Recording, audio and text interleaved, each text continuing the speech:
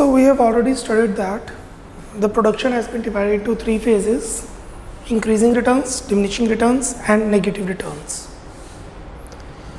इसी को अब हम आगे कंटिन्यू कर रहे हैं, एक एक फेज को इंडिविजुअली पढ़ेंगे. Page number 68, page number 68, increasing returns. सबसे पहले इंक्रीजिंग रिटर्न्स क्या होते हैं? Right down the explanation. काफ़ी जगह खाली है, इस जगह पे हमने डेफिनेशन देनी है, शेड्यूल बनाना है, डायग्राम बनाना है, उसकी एक्सप्लेनेशन देनी है, फिर हम उसके कॉजेस को पढ़ेंगे. लिखिए definition.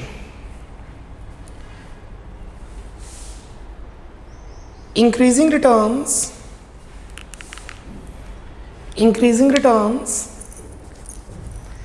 is that phase of production.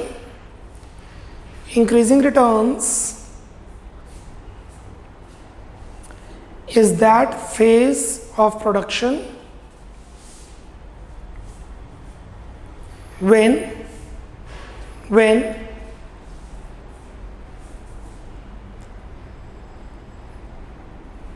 marginal productivity of variable factor increases. Marginal productivity of variable factor bracket में लेबर increases. ब्रैकेट में labour increases. Full stop. When fixed factors of production are combined with more and more variable factors of production, full stop के बाद लिखेंगे when fixed factors of production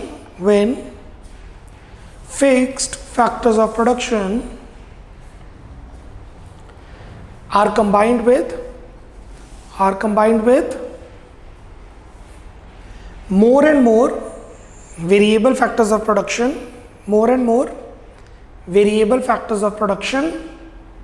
comma, marginal productivity increases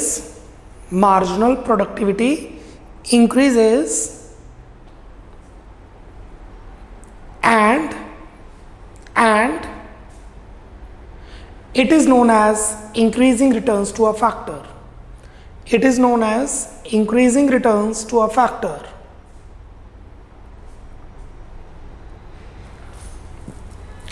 schedule बना लेते हैं.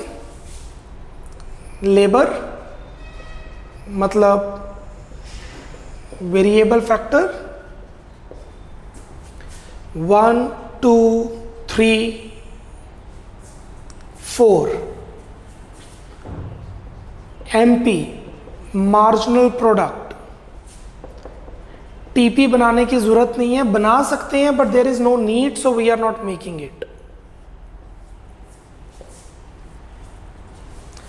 MP increase करना है हमने 10 12 15 18.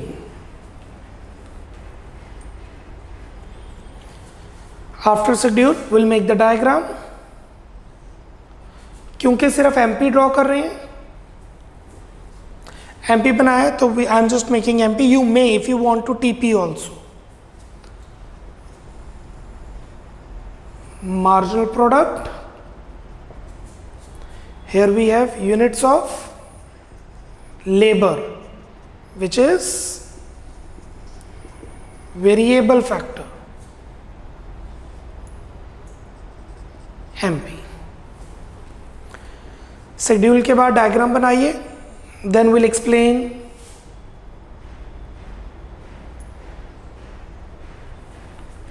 the diagram.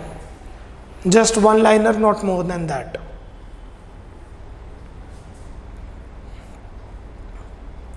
Speed up, make the diagram and schedule. Page 68 पर है.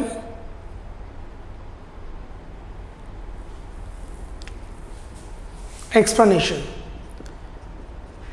At initial level of production, comma, MP rises, that is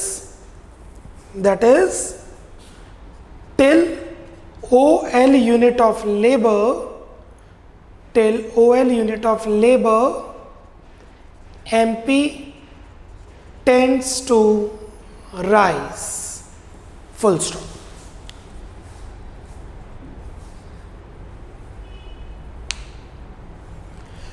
Now our point is ये law लगता क्यों है?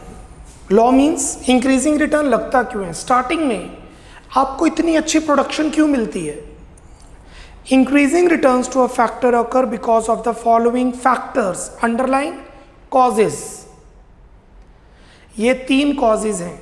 Increasing returns to a factor occur because of the following causes. Number 1, fuller utilisation of fixed factor. आप starting में labour को land को बहुत अच्छी तरह यूज करते हैं. आप देखिए कोई ऐसी जगह है जहां पर कोई प्रोडक्शन नहीं हुई, अब वहां पे आप खेती बाड़ी एग्रीकल्चर शुरू करेंगे तो आपको इमेंस प्रोडक्शन मिलेगी स्टार्टिंग में. In the initial stages fixed factor remains under utilised. Its fuller utilisation is possible by adding additional units of labour and the marginal product of the variable factor tends to increase. Number 2, increased efficiency of variable factor. अब जब आप starting में काम करते हैं आप अपना input बहुत ज़्यादा पुट करते हैं. When you start the production process labour अपना इनपुट बहुत अच्छा देती है, चाहे वो सभी इक्वली एफिशिएंट है. स्टार्टिंग की लेबर ज़्यादा इनपुट पुट करती है, स्टार्टिंग का एंटरप्रेन्योर ज़्यादा स्किल्स इनपुट करता है प्रोडक्शन प्रोसेस में. Additional application of variable factor causes process-based division of labor that raises efficiency of the factor. Marginal productivity of the factor tends to rise.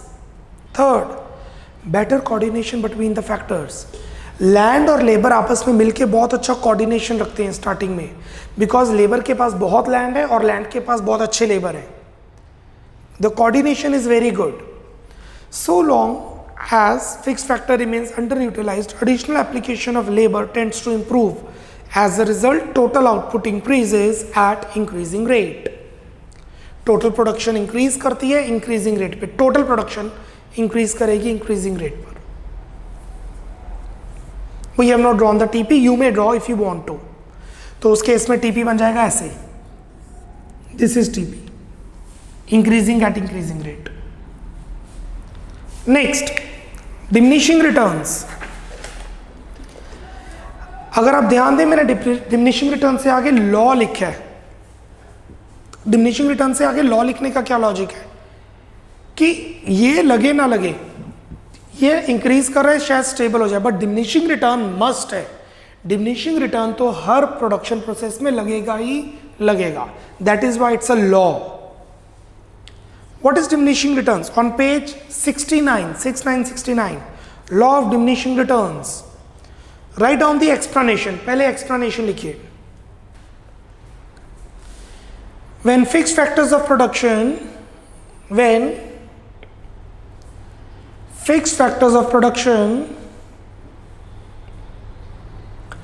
are combined with variable factors of production, when fixed factors of production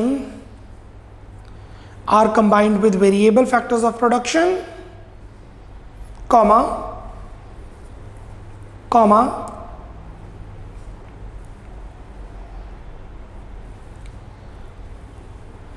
marginal productivity initially rises,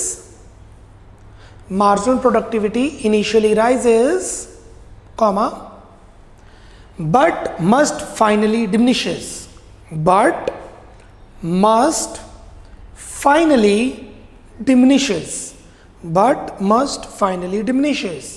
full stop. When marginal productivity diminishes,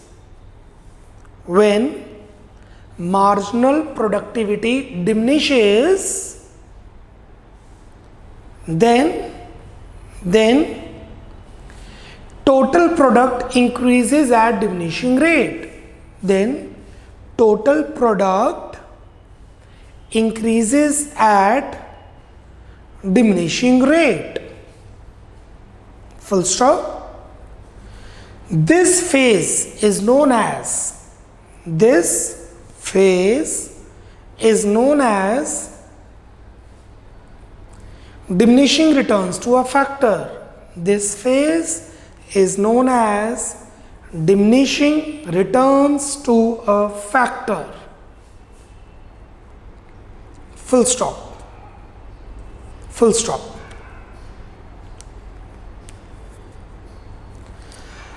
अब schedule बनाते हैं, diagram बनाते हैं. पहले schedule labour, variable factor. 1 से शुरू नहीं करेंगे, ध्यान दीजिएगा, 1 से शुरू नहीं करेंगे. 4, 5, 6, 7, 8 marginal product.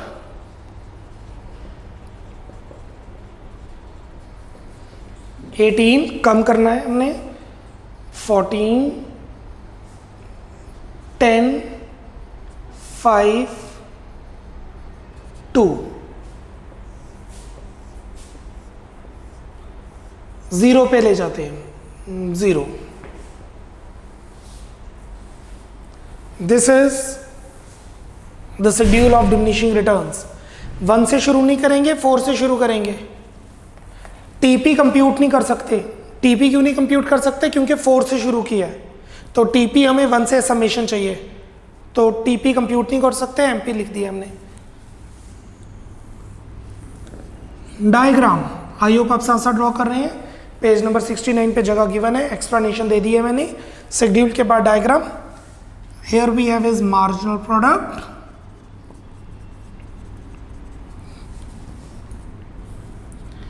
and here we have is units of labor, which is variable factor. Starting से नहीं, बीच में से, क्योंकि सेकेंड फेज है. से this is M and this is L. L से लेके M तक MP नीचे को जा रही है, डिक्रीज कर रही है. ये देखिए, पहले MP राइज कर रही थी, इसके बाद वो डिक्रीज की है.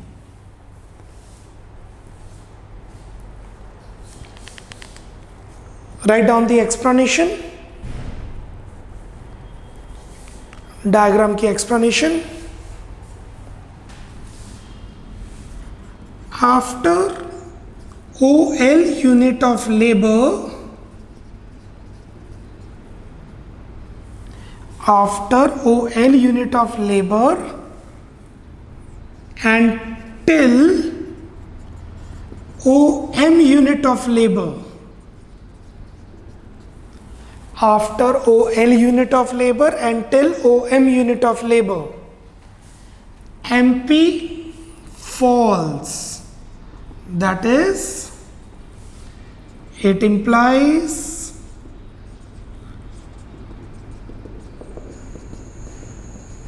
diminishing returns to factor.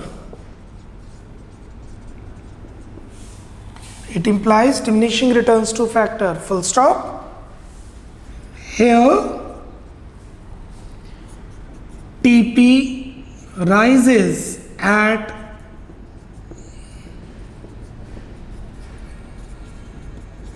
diminishing rate. Here TP rises at diminishing rate. Full stop.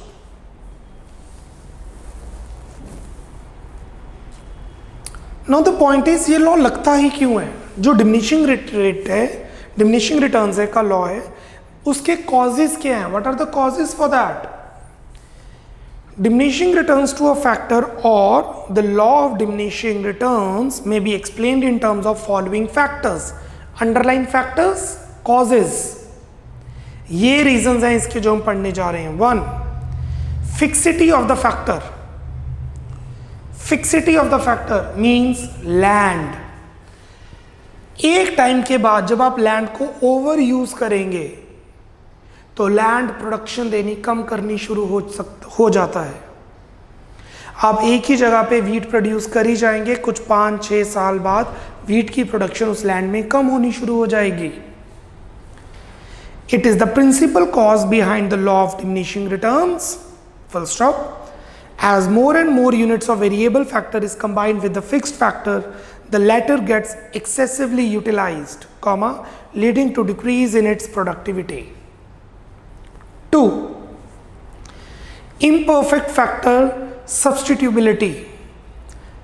कब तक आप लेबर को लैंड पे लगाते रहेंगे? एक पॉइंट के बाद आपको लैंड बढ़ाना पड़ेगा, और लैंड बढ़ाएंगे तो लॉन्ग पीरियड में चले जाएंगे। सो बेसिकली लेबर लैंड का सब्स्टिट्यूट नहीं है, बट आप प्रोडक्शन एक लेवल तक ही बढ़ा सकते हैं। आपने एक बिल्डिंग बनाई, बिल्डिंग में आपने फ्लैट्स बना लिए, कितने फ्लैट्स बना लेंगे? टू द एक्सटेंट जितना लैंड है या जितनी आपने कैपिटल इन्वेस्ट की है। और एक 2 GB की पेन ड्राइव है, आप 1.78 1.8 GB के बाद वहाँ पे स्पेस नहीं होती, क्या कर लेंगे? मैक्सिमम जितनी फाइल्स डाल सकते हैं, 2 से ज़्यादा ऊपर नहीं जा सकती। आप कहीं घूमने जा रहे हैं, बैगेज के अंदर कपड़े डाले, फुल हो गया, व्हाट यू विल डू? ज़बरदस्ती ठूस देंगे, 2 टी-शर्ट 3 टी-शर्ट और आ जाएंगी, उसके बाद नहीं। अगर आपने 50 पैंट्स और डालनी है या 10 जीन्स और डालनी है, तो you need to have a new baggage, new land. This is the labour is not the substitute of land. Till this we may, after this we can not. Factors of production are imperfect substitute of each other. That is, more and more of labor cannot be continuously used in place of additional capital. Accordingly, diminishing returns to the variable factor becomes inevitable. Underline cannot be avoided. जैसे पहले बताया था, ये law को आप avoid नहीं कर सकते। Third, poor coordination between the factors. Labour और लैंड की या कैपिटल और लेबर की कोऑर्डिनेशन पुअर हो जाती है एक पॉइंट के बाद। Continuous increasing application of the variable factor along with the fixed factors beyond a point crosses the limit of ideal factor ratio. Please underline, crosses the limit of ideal factor ratio. ये होती है ideal factor ratio. यहाँ पे MP maximum है, point of inflection, इसके बाद वो ideal ratio disturb हो जाती है। जैसे हमारे क्वेश्चन के हिसाब से आइडियल रेशियो है लैंड की 10 से लेबर की 4, 10:4, 5:2। इसके बाद लैंड तो फिक्स रहेगा 10। जैसे ही मैंने लेबर और बढ़ानी शुरू कर दी तो हमारी रेशियो बन गई 10:4, 10:5, 10:6, 10:7, और एमपी कम होना शुरू हो गया। This result in poor coordination between the fixed and variable factors. So increasing returns के causes, diminishing return के causes. The third we have is negative returns, जो इसके बाद लगता है। So next we have is negative returns on page 70. पहले explanation लिखिए, write down the explanation.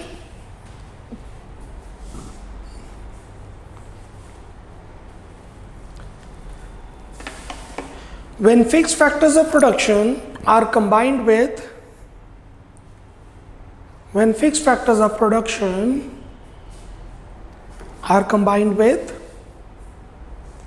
variable factors of production when fixed factors of production are combined with variable factors of production irrationally, what is irrationally? बस बढ़ा रहे हैं labour, as such कोई पता नहीं कि हमें इतनी लेबर चाहिए भी या नहीं, जिसे हम कहते हैं ओवर स्टाफिंग होना। When fixed factors of production are combined with variable factors of production irrationally, comma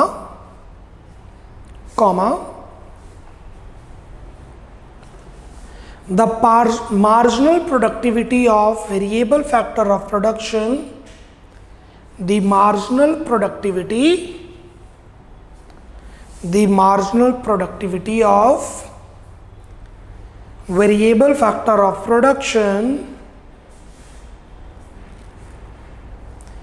becomes negative,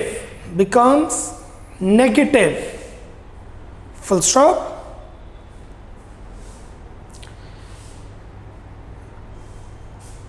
This is known as the negative returns to a factor. This is known as negative returns to a factor. Full stop. It is the third phase of law of variable proportion. It is the third phase of, it is the third phase of, phase नहीं है, phase है, PHASE, third phase of law of variable proportions, law of variable proportions. Full stop. Full stop.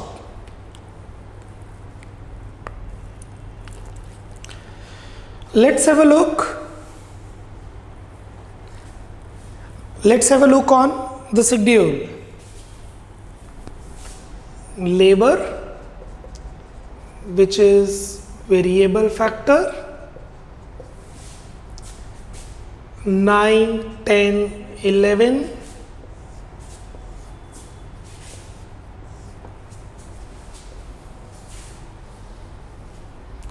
MP, marginal product, 9 से शुरू कर देते हैं, 0, -5, -7, curve,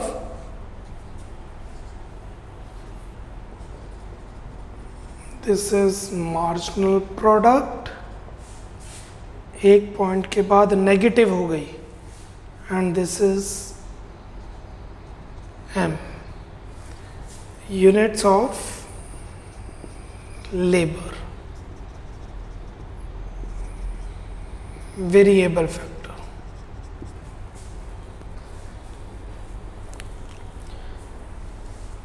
This is your diagram curve.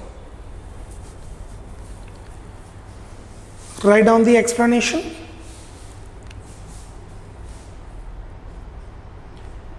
After OM, unit of labor, MP becomes negative. OM के बाद MP negative हो गई है, full stop.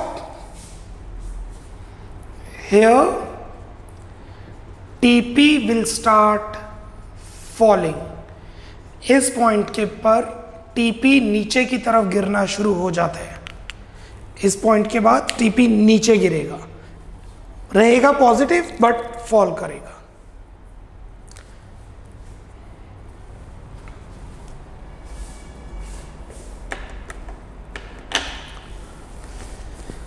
Now what are its causes? अगर इसके कॉजेज को पढ़ा जाए तो क्या है? वो ही 3 कॉजेज जो डिमिनिशिंग रिटर्न्स में थे. जो हमने डिमिनिशिंग रिटर्न्स के कॉजेज पढ़े हैं, एग्जैक्टली वो ही कॉजेज हैं. अगर आप ध्यान दें, 1, फिक्सिटी ऑफ द फैक्टर, आप लैंड को ओवर यूटिलाइज कर रहे हैं. Imperfect factor substitutability, you can not substitute land with labour. Poor coordination between the factors, the labour and land are poorly coordinated. 4th, irrational production by the producer. This is the new point. So अगर तो diminishing returns के factors पूछे, causes पूछे जा रहे हैं, causes, these are the causes. Negative returns to a factor occur due to following factors, underline factors करके underline को लिखे causes. What are the causes? अगर diminishing के रीजंस पूछे हैं तो 3 है. Land over utilised, labour not the substitute, poor coordination. और अगर नेगेटिव के पूछे जाएं तो उन तीनों के साथ एक और, irrational production. And what is irrational production? Producer labour को बुलाई जा रहा है काम करवाने के लिए, जबकि इतनी लेबर की जरूरत नहीं है. Cool. Let's start with this questions. इससे रिलेटेड कुछ क्वेश्चंस पे जाते हैं.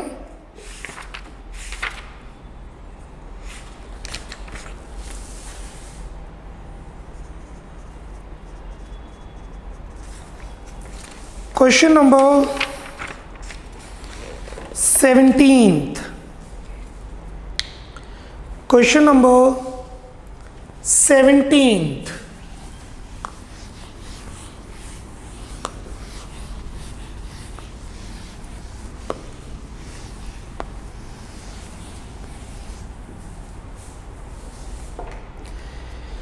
State the behaviour of marginal product in law of variable proportion.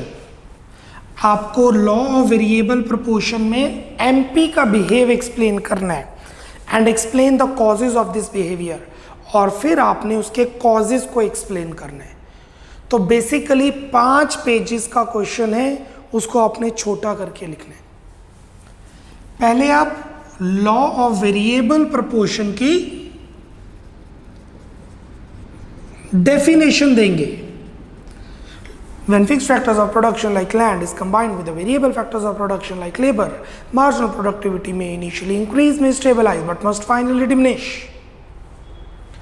उसके बाद उन्होंने पूछा है एमपी का बिहेव। एमपी पहले करता है राइज, इंक्रीजिंग रिटर्न्स, और उसके कॉजेस। फिर एमपी करता है फॉल, डिमिनिशिंग रिटर्न्स और उसके कॉजेस। फिर एमपी बनता है नेगेटिव, नेगेटिव रिटर्न्स और उसके कॉजेस। डायग्राम बनाना जरूरी है, चाहे तीनों का अलग बनाइए, तीनों का अलग अलग या इकट्ठा। Definition plus schedule plus diagram, this is what you are supposed to explain, and for that you are supposed to refer page 66 to 70। 66 से डेफिनेशन उठाएंगे, 70 से शेड्यूल और डायग्राम उठाएंगे, 67 से 68 69 से हम कॉजेज उठाएंगे। This is your 6 marker question.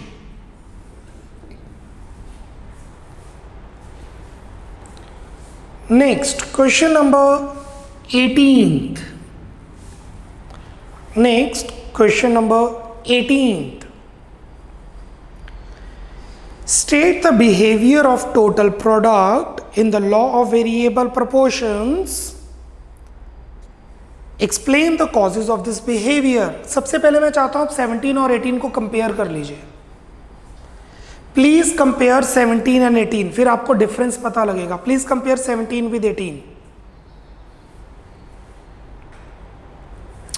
Now same, इसमें पहले आप लॉ ऑफ वेरिएबल प्रपोर्शन की डेफिनेशन देंगे, शेड्यूल बनाएंगे और डायग्राम बनाएंगे। इसमें आपने डायग्राम एमपी का बनाना था, इसमें आप डायग्राम टीपी का बनाएंगे, क्योंकि क्वेश्चन में अगर आप ध्यान दें सिर्फ टीपी का बिहेव पूछा है। The question is asking specifically the behaviour of TP, not MP, so you will draw only TP. TP पहले इंक्रीज करेगा इंक्रीजिंग रेट पे, increasing returns plus causes. Question में कॉजेज पूछे हैं। फिर टीपी इंक्रीज करेगा डिमिनिशिंग रेट पे, diminishing returns और उसके कॉजेज। अब बार बार डायग्राम नहीं बनाना, एक बार डायग्राम बना दिया है। फिर टीपी फॉल करेगा, नेगेटिव रिटर्न्स और उसके causes. And you need to refer page 66 to 70। पर आपको उसमें टीपी का मटेरियल लिखना है, एमपी का मटेरियल नहीं लिखना है।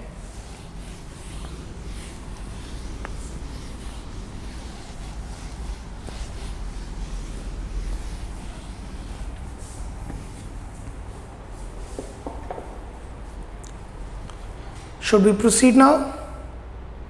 Speed up, note it down. Allowing you 15 sec, about 15 to 20 seconds. Speed up.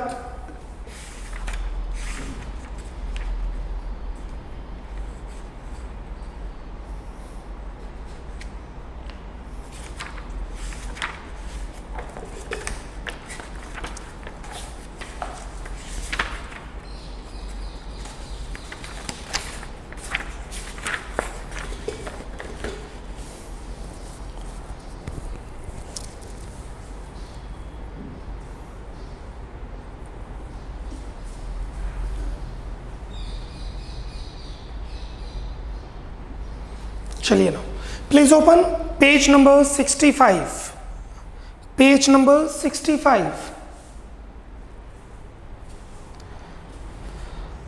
आपको क्वेश्चन आ सकता है relationship between MP and TP, MP और टीपी का रिलेशन एक्सप्लेन कीजिए।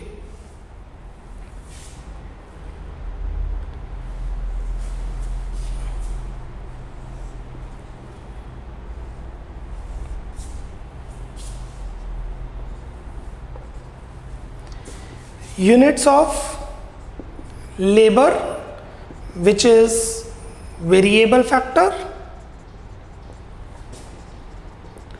units of labor, that is variable factor,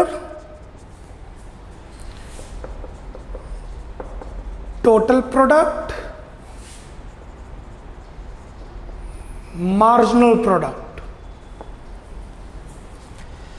ये देखिए, पहले टोटल प्रोडक्ट करता है इंक्रीजिंग एट इंक्रीजिंग रेट, फिर इंक्रीजिंग एट डिमिनिशिंग रेट, फिर फॉल करता है, free hand curve. This is TP.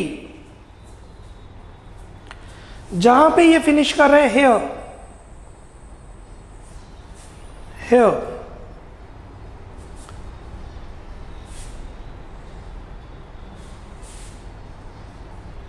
This is MP. और अगर रिलेशन की बात की जाए तो देखते हैं इनका relationship. Page 65, relationship between MP and TP. You will get time to note this. आपको टाइम मिलेगा नोट करने के लिए, अभी सिर्फ आप पढ़ रहे हैं। When MP increases, TP increases at increasing rate. जब एमपी इंक्रीज कर रहा है, टीपी इंक्रीज कर रहा है इंक्रीजिंग रेट पर। आगे लिख लीजिए, इन diagram comma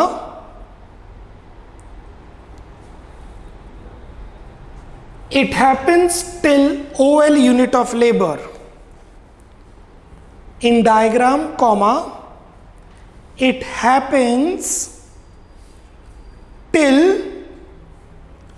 OL unit of labor, OL unit of labor, full stop। when MP decreases but positive, जब MP डिक्रीज कर रहा है but positive, TP increases at diminishing rate, TP increase कर रहा है पर डिमिनिशिंग रेट पर, फुल स्टॉप। आगे लिखिए, आगे लिखिए, इन डायग्राम कॉमा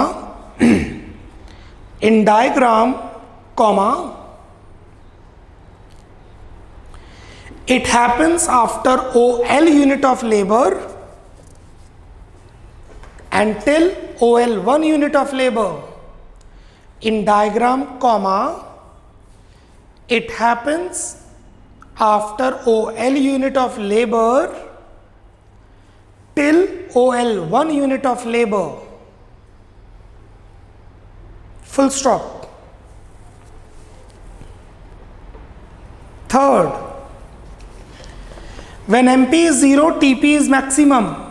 किसी भी चीज में 0 ऐड करेंगे वो वही नंबर आ जाएगा, तो वो कांस्टेंट भी हो जाएगा। when MP is 0, टीपी में एमपी प्लस करेंगे 0, तो टीपी मैक्सिमम रहेगा और कांस्टेंट रहेगा। TP is maximum, that is at peak value and constant, at peak value and constant. लिखिए, in diagram comma it happens at OL unit of labor, it happens at OL unit of labor, at OL1 unit of labor, exactly इस labour पर। Fourth, when MP is negative, TP declines। जब MP negative हो रहा है, TP नीचे की तरफ आना शुरू हो रहा है। लिखिए, in diagram comma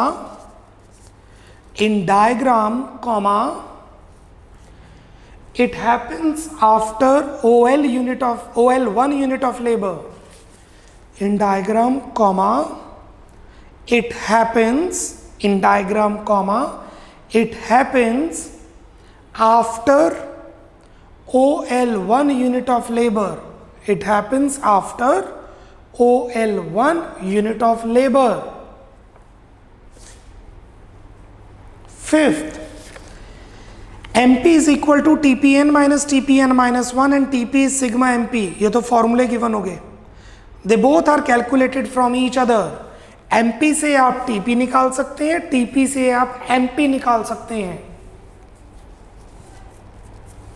Last, MP is the slope of TP. Mathematically, MP is the slope of TP. What do you mean by slope? Maths में एक डेरिवेटिव होता है. वो मैथ्स अब सबके पास तो है नहीं और सभी ने भी ये चैप्टर किया भी नहीं होगा. आप TP का डेरिवेटिव लेंगे, MP आ जाएगा. इसको हम समझ सकते हैं ऐसे लेमैन लैंग्वेज में. TP अपने आप में कुछ भी नहीं है, TP MP से आता है और MP एक लॉ है which is law of variable proportion. MP is the slope of TP means MP की वजह से TP अपनी कर्व को डिराइव बनाती है. जो TP कर्व बनती है वो MP की वजह से बनती है और MP एक लॉ है which is law of variable proportion. So how many relationship we have between MP and TP? The relationship between MP and TP are when MP increases, TP increases at increasing rate. When MP falls but positive, TP increases at diminishing rate. When MP is 0, TP is maximum and constant, that is peak value. When MP is negative, TP falls down. MP and TP can be calculated from each other and MP is the slope of TP. Paper में schedule बनाना है या diagram question पे depend करते हैं. 6 marker है तो दोनों, 4 marker है तो कोई एक. डायग्राम आप ड्रॉ कीजिए. 65 पेज पे नीचे स्पेस गिवन है. एक्सप्लेनेशन देने की जरूरत नहीं, वो मैंने इसके साथ साथ एक्सप्लेन कर दिया. 1 का, 2nd का, 3rd का point. Please make the diagram. Schedule हम ऑलरेडी कर चुके हैं पेज 67 पर. For schedule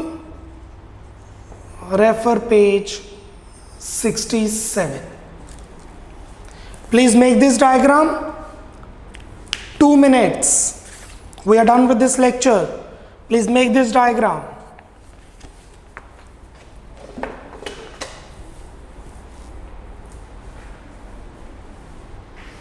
I've given you 2 minutes for this.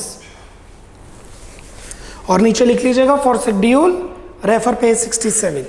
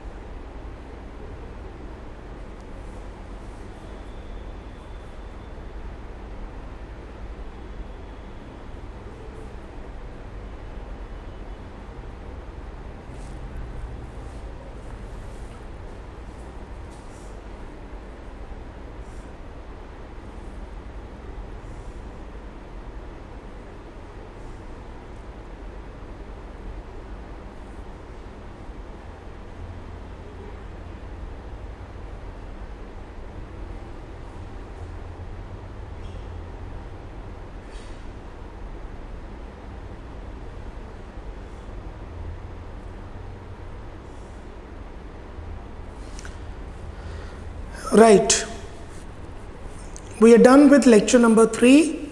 Around 2 more lectures are required, 4 and 5, and we are done with this chapter. ये chapter complete हो जाएगा. We need 2 more lectures. Bye bye, take care, God bless.